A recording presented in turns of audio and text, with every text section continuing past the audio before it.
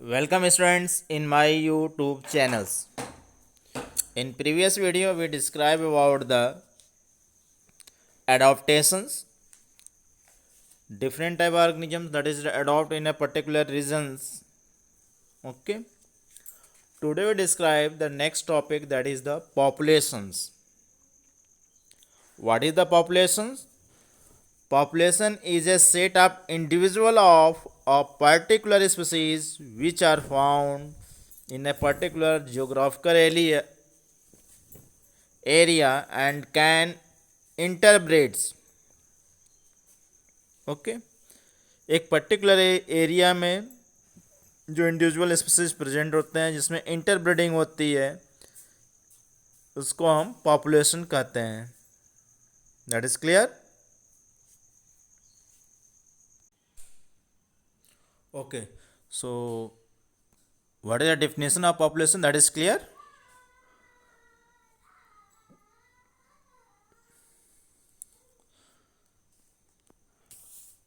Population is the total number of interbreedings individual of species found in a geographical area who share and compete for similar resources. ठीक है, ये आपका you also define such as about them populations. That is clear.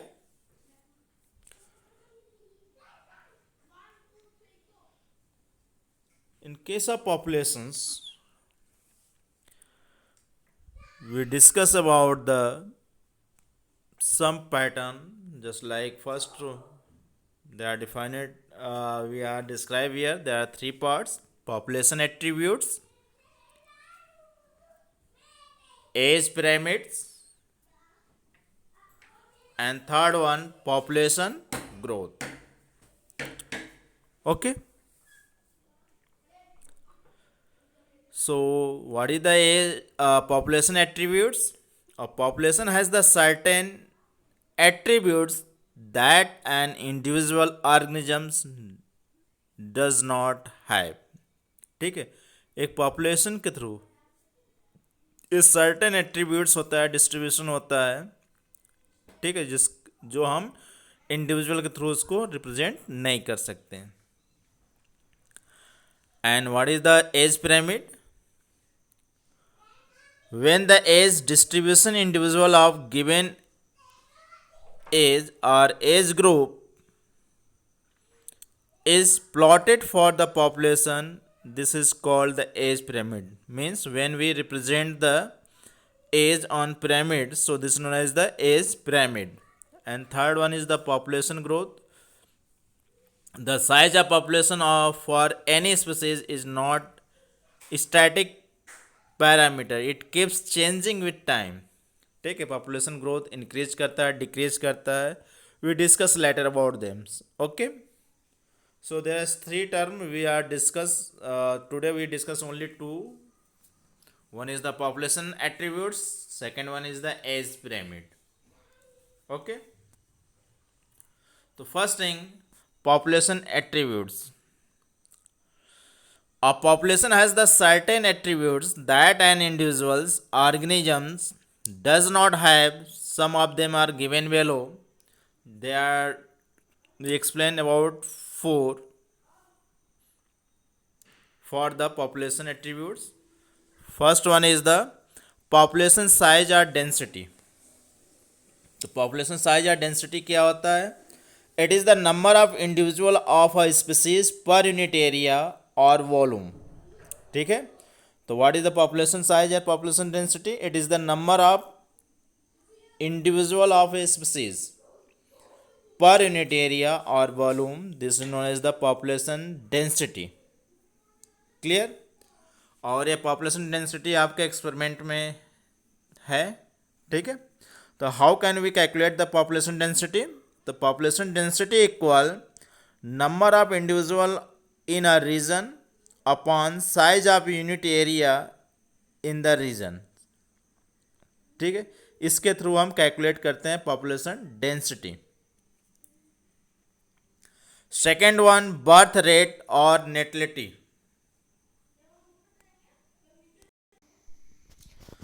Okay, second one is the birth rate or natality. What is this?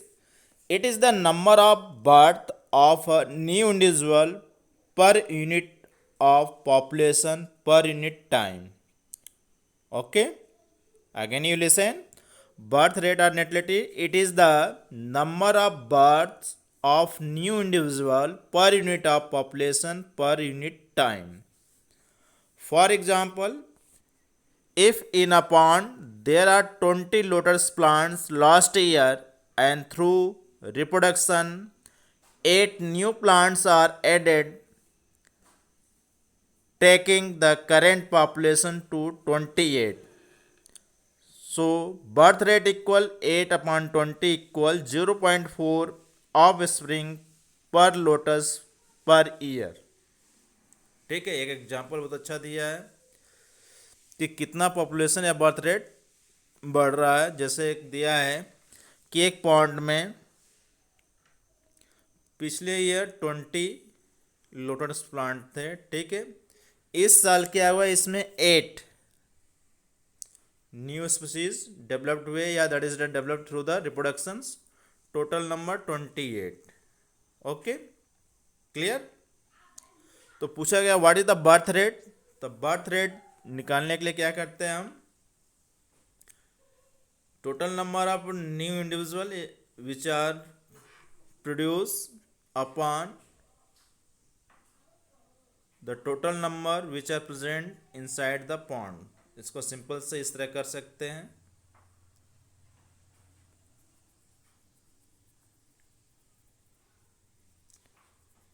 ठीक है। तो new species कितने इस पर आए हैं, 8। Okay,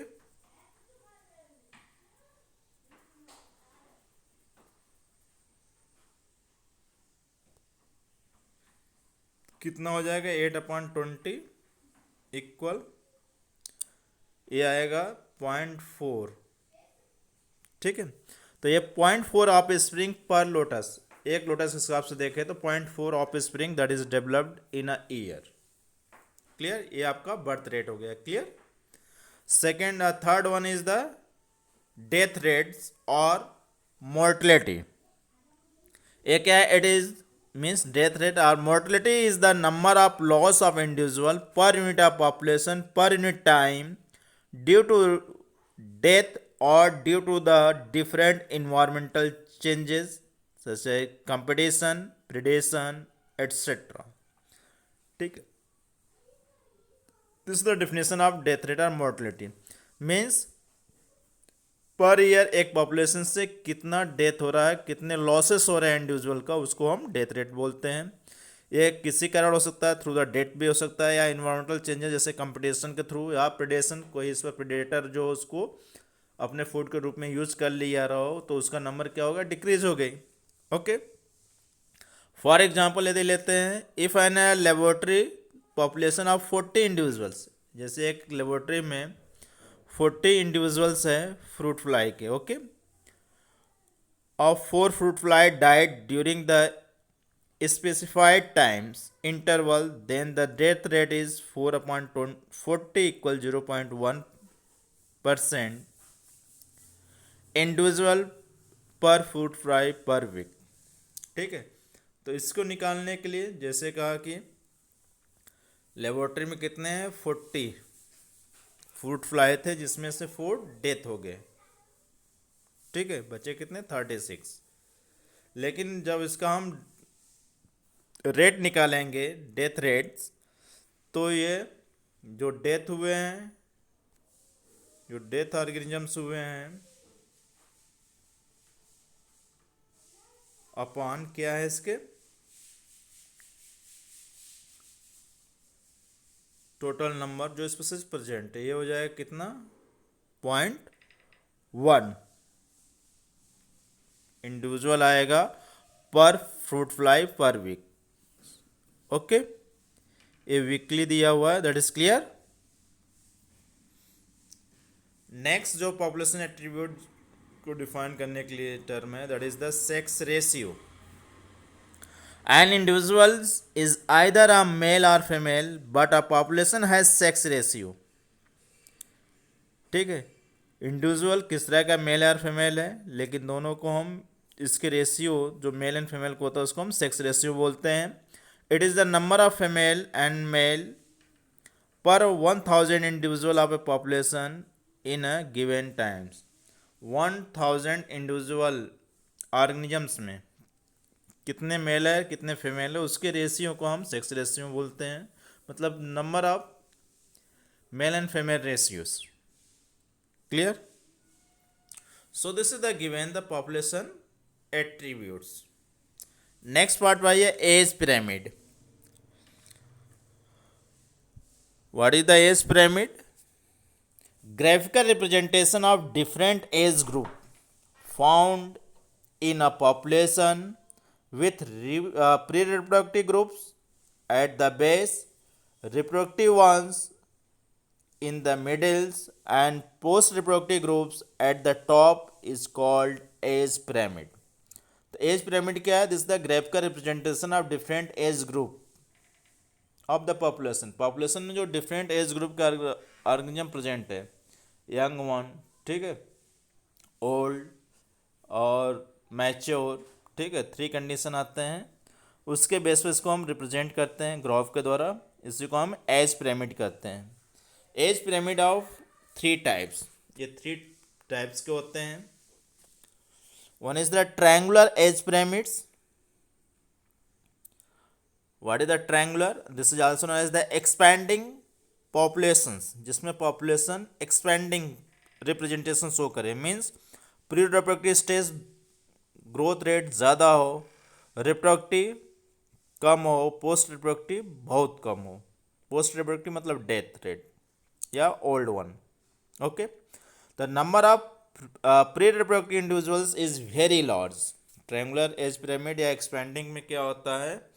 the number of pre reproductive individual is very large, number of reproductive individuals is moderate, while post reproductive individuals are fewer. जो post reproductive stage के होते हैं बहुत कम होते हैं, और जो रिप्रोडक्टिव स्टेज के होता है वो आपका मॉडरेट होता है, स्टेबल कंडीशन में होता है, जबकि प्री रिप्रोडक्टिव हाई होता है. तो इस तरह के यदि ग्राफिकल रिप्रेजेंटेशन शो करें तो हम उसको एक्सपेंडिंग एज पिरामिड का स्ट्रक्चर बोलेंगे. Okay, that is clear. Population is growing. इस कंडीशन में पॉपुलेशन ग्रोथ करता है. Rate of growth depend upon the comparative size of pre reproductive population. और ये डिपेंड करता है किस पर? Size of comparative size of pre reproductive population पर डिपेंड करता है कि प्री रिप्रोडक्टिव पॉपुलेशन किस तरह से ग्रोथ कर रहा है, उसके साइज पर डिपेंड करता है आपका expanding population age pyramid. Clear? Second one, that is the stable populations, or this is also known as the bell shaped age pyramid. bell shaped age pyramid का फॉर्मेशन कब होता है? the number of pre reproductive and reproductive individual is almost equal. जब pre reproductive और reproductive दोनों जो individuals हो, population हो, नियर अबाउट इक्वल हो. And post reproductive individuals are comparatively fewer. और जो पोस्ट रिप्रोडक्टिव वो बहुत कम हो. The population size remain stable. इस कंडीशन में जो पॉपुलेशन साइज हो रिमेन स्टेबल होगा, क्योंकि जितने आपका मैच्योर कंडीशन है या रिप्रोडक्टिव स्टेज के उतने ही प्री रिप्रोडक्टिव स्टेज में प्रेजेंट हैं. Neither growing not diminishing. ना तो ग्रोथ होता है ना तो डिमनाइजिंग मतलब डिक्लाइन होता है. That is clear. Third one, urn shaped age pyramid, और this is known as the declining populations. यह शो करता है डिक्लाइनिंग पॉपुलेशन को. How can that is for? In this cases the proportion of reproductive age group is higher than the individual in pre reproductive age group. इसमें क्या होता है? जो reproductive stage के हैं ये बहुत ज़्यादा होता है दैन किसके? प्री रिप्रोडक्टिव स्टेज के. Number of post reproductive individuals is also sizables, means that is the near about reproductive stage. It is the declining or diminishing population with a negative growth. ये क्या show करता है? Declining condition को और negative growth को। क्यों? क्योंकि pre reproductive stage में अब ग्रोथ नीचे से बॉर्न नहीं हो रहे हैं, ऑफ स्प्रिंग डेवलप नहीं कर रहे हैं, फॉर्म नहीं हो रहे हैं, तो जो रिप्रोडक्टिव स्टेज के अब क्या होंगे, वो धीरे धीरे डेथ होते जाएंगे, मरते जाएंगे, उनके नंबर क्या होगी, कम होते जाएगी। तो जो एज ग्रुप है आपका पिरामिड जो बनेगा वो अनसेप्ड बनेगा। ओके, या डिक्लाइन शो करेगा या नेगेटिवली शो करेगा, just like you see in the graph. ठीक है, पहला जो ग्राफ दिया गया है एक्सपैंडिंग का है, फर्स्ट ट्रायंगुलर। इसमें क्या बताया गया, प्री रिप्रोडक्टिव स्टेज बहुत ज़्यादा होता है, रिप्रोडक्टिव स्टेज एक नियर अबाउट मतलब मेजरेबल होते हैं, जिसको हम कहते हैं that is the present in case of moderate condition बोलते हैं, एंड जो पोस्ट रिप्रोडक्टिव के हैं वो बहुत कम होते हैं।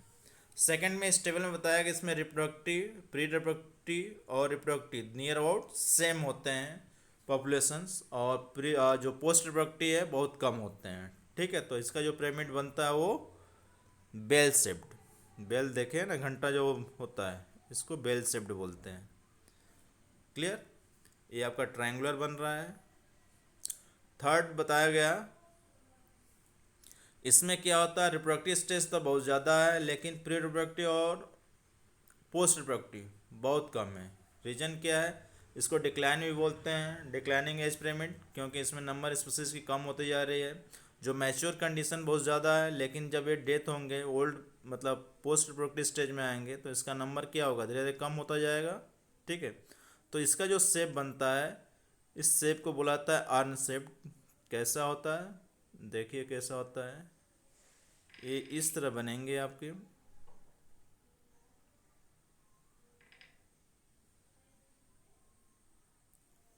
ठीक है, ये अनशेप्ड है, इसको हम अनशेप्ड बोलते हैं, इस तरह के शेप को। You see the next diagram, आप नेक्स्ट डायग्राम से आपको बिल्कुल क्लियर हो जाएगा।